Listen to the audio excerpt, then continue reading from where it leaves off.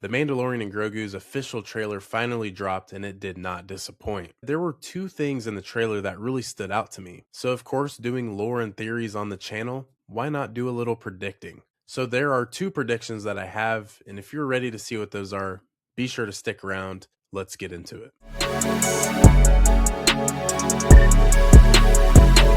So, our first big theory addresses a really difficult reality.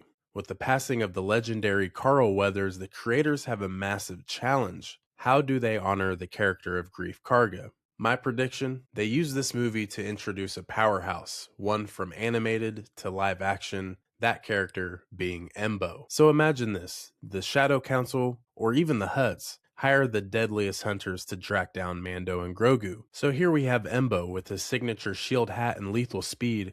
They corner our duo on Navarro. Grief Karga, always the loyal friend that he is, steps in the way to buy them time. This wouldn't just be a way to write the character out, it would be a hero sacrifice. So seeing Embo in live action will be a huge deal for Star Wars fans. By having him go up against a character like Grief Karga, this would show his strength almost immediately. He isn't just another bounty hunter. He's a force of nature that forces Mando and Grogu on the run like never before. It would be very tragic, but it gives Grief Karga a warrior's ending. And I think this would be really cool for the character. Now, they could go about it in a lot of different ways, but with Grief Karga and the high magistrate that he is on Navarro, it would be kind of difficult to say that he just went to this planet or was here at this time.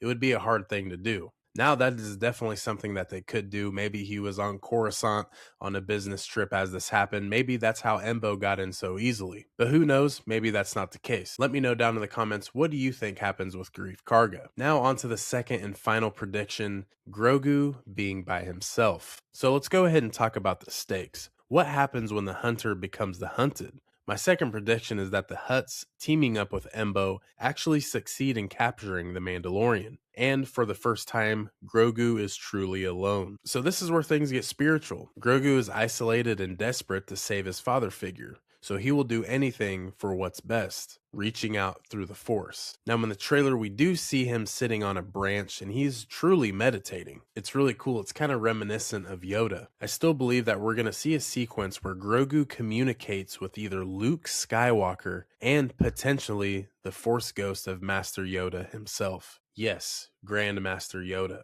I really think this is a great possibility. I mean, Yoda knows Grogu. There's no way around it. Yoda knows every Padawan that has gone through the Jedi Temple. Yoda's been there for hundreds of years. Now, this is about 7 to 8 years after Yoda's passing. This would be a good time to show that Force ghost of Yoda.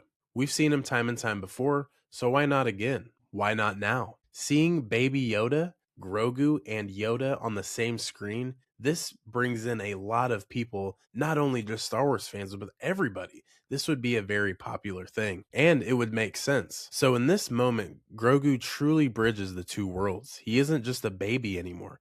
By speaking with Yoda or Luke, he could finally reconcile his past as a Jedi Padawan with his future as a Mandalorian apprentice. Seeing Grogu use his abilities to find his own path, not just following the Mandalorian, but leading the rescue.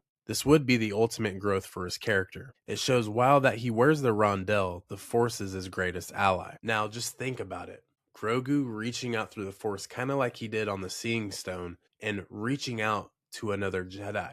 Now Luke, of course, is the easy way out, but I feel like if he could hear, kind of like how Luke heard a old Ben Kenobi, through the Force would be just an amazing thing to see. And plus, getting Yoda on the big screen once again, you just could not go wrong. And I feel like that would win in every single category. Two of the same species, two of three characters that we know of in all of Star Wars that are the species. It would be a really cool moment. It would be kind of heartwarming in a way to just see these two connect and speak through the Force. So, I mean, between the serious threat of Embo and the spiritual evolution of Grogu, this movie is shaping up to be so much more than just a side quest. It's about the legacy. It can be about the legacy of friends that we've lost along the way and a greater story going forward. And if these predictions hold true, we're in for a very emotional Star Wars movie. So what do you think? Is Embo the right villain to bring to the big screen? And do you want to see Grogu reunited with Luke or even Force Ghost Yoda? Be sure to drop your theories down below. What do you think is going to happen in The Mandalorian and Grogu? The plot points are there. We see it. What do you guys think? let me know down below. And if you're hyped for this movie, be sure to subscribe, smash that like button. We're almost to 900 subscribers, hoping to get to 1,000 before the movie releases. Now, with all that being said, thank you guys so much for watching this video. This is The Way. I'm Mandalorian. I'm out.